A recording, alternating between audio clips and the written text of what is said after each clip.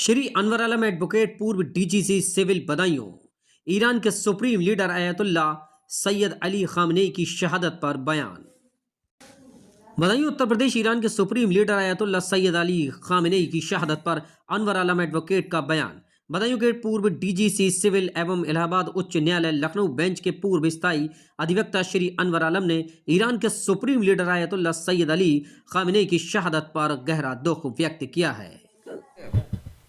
आप सबको ये मालूम है और एक इंटरनेशनल ख़बर है कि आयतुल्ला खामनेई साहब की शहादत हो गई है, जो कि ईरान के रहबर मौज़म थे और ईरान और हिंदुस्तान के बहुत अच्छे ताल्लुकात हमेशा से रहे हैं।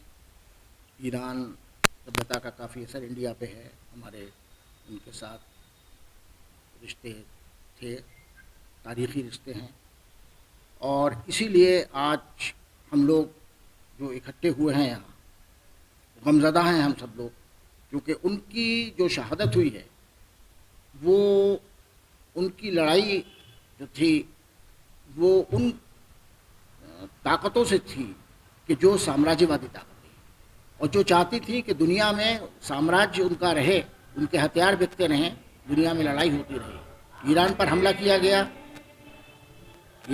किया गया जिसका उन्होंने मुखालफत की और ये कहा कि हम लड़ाई शुरू नहीं करेंगे लेकिन लड़ाई का हम खात्मा करेंगे। आखिर तक ईरान ये कोशिश करता रहा कि ये लड़ाई ना हो, लेकिन अमेरिका और इसराइल इस पर बज़िद थे कि वो ईरान के ऊपर हमले करेंगे और हमले किए और उस हमले में आयतुल्ला खामनेई साहब की शहादत हुई। उन्होंने ये शहादत किसी एक मुल्क के लिए नहीं दी, हालांकि ये शहादत उन्होंने ईरान के दिफा में दी, लेकिन ये उनकी शहादत तमाम इंसानियत के लिए, तमाम वो लोग बग़ैर किसी मजहबी और फ़िरक़े के तफरीक़ के, वो लोग कि जो इंसाफ पसंद हैं दुनिया में, वो इस शहादत के ऊपर गमज़दा हैं।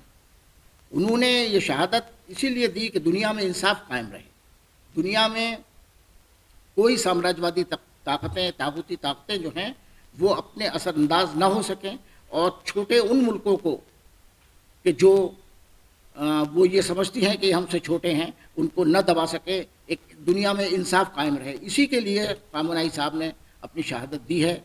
शहादत से क्या ईरान में ईरान के जो लड़ाकू हैं, लड़ाके हैं, उनका मनोबल कुछ गिरेगा क्या उसकी शहादत से? देखिए, मैं समझता हूँ कि उनका मनोबल बिल्कुल नहीं गिरेगा, बल्कि उनका मनोबल और हाई हो गया है, मनोबल बढ़ा है और ईरान ने आज भी जवाबी हमले किए हैं इसराइल के ऊपर। इसराइल का मकसद ही यही है, अमेरिका और इसराइल का, कि मिडिल ईस्ट में तफरका चलता रहे, मिडिल ईस्ट में लड़ाई चलती रहे और जो इसराइल का ग्रेटर इसराइल का प्लान है उस पर वो अमल दरामद कर लें और किसी तरीके से पूरे मिडिल ईस्ट पर वो छा जाएं और दुनिया की जो एक पीस लविंग लोग हैं वो ये नहीं चाहते कि ये लड़ाई आगे जारी रहे। मिडिल ईस्ट की और भी जो कंट्री हैं वो ईरान के साथ नहीं है, तो क्या कहना चाहेंगे आप उन कंट्रीज़ के बारे में जो आज ईरान के साथ नहीं खड़ी हैं और अमेरिका के साथ? देखिए, मिडिल ईस्ट में कुछ कंट्रीज़ में अमेरिका के बेसिस हैं, लेकिन उन कंट्रीज़ की भी 99% पॉपुलेशन जो है, जनता जो है, वो ईरान के साथ है। वो अपने जो उनके शाह लोग हैं, जो उनके राजा बादशाह हैं, वो उनके ख़िलाफ़ है और वो ये नहीं चाहते कि किसी तरीके से भी मिडिल ईस्ट में ईरान कमज़ोर हो, क्योंकि अगर मिडिल ईस्ट में ईरान कमज़ोर होता है तो सारा मिडिल ईस्ट कमज़ोर हो जाएगा, मिडिल ईस्ट बिल्कुल ख़त्म हो जाएगा, क्योंकि मिडिल ईस्ट के पास अपनी कोई ताकत नहीं है। मिडिल ईस्ट के जो कंट्रीज़ हैं, सऊदी अरब है, ओमान है, कतर है, ये सब अमेरिकन एड पर और अमेरिका की मिलिट्री के ऊपर डिपेंड कर रहे हैं।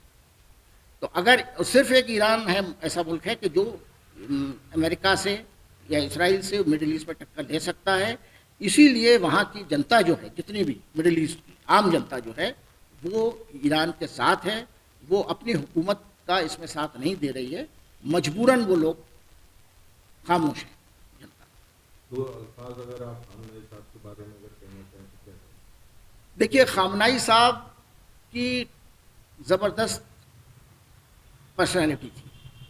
وہ شروع سے ہی ایک نڈر اور ججھارو قسم کے ہندی میں کہا جائے ویکتی تھے, اور انہوں نے کبھی بھی کسی بھی سوائے اللہ کے وہ کسی کے سامنے جھکے نہیں, اپنے اصول پر قائم تھے.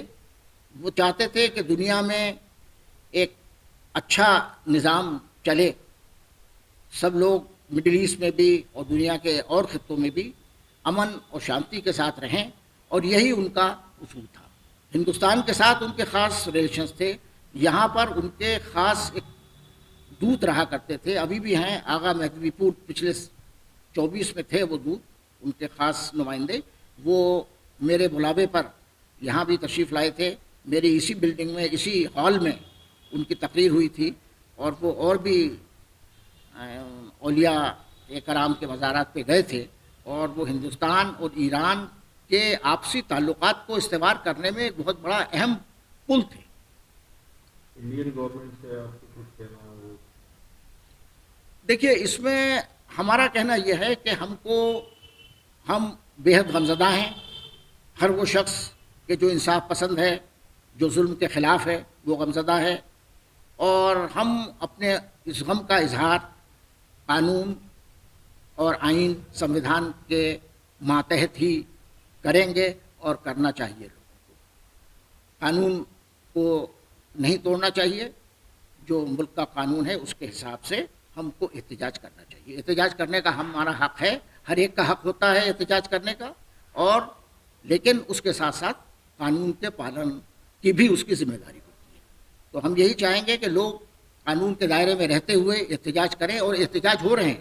آپ دیکھیے پورے ہندوستان میں احتجاج ہو رہا ہے, اور اس احتجاج میں صرف شیعہ ہی شامل نہیں ہیں, اہل سنت کی بہت بڑی تعداد, بلکہ میں تو یہ کہتا ہوں کہ نہ صرف اہل سنت بلکہ اہل حنوت, ہمارے ہندو بھائی بھی, کہ جو ظلم کے خلاف ہیں, جو سامراج وادیوں کے طاقتوں کے خلاف ہیں, جو یہ چاہتے ہیں کہ دنیا میں امن اور انصاف قائم رہے اور قانون کی حکومت رہے, وہ بھی اس واقعے میں ہمارے ساتھ ہیں. وہ بھی غمزدہ ہیں, وہ بھی اپنا احتجاج کر رہے ہیں, اپنا شردھانجلیاں ارپت کر رہے ہیں. جگہ جگہ ایسا ہو رہا ہے, سوشل میڈیا پر بھی برابر آ رہا ہے, یا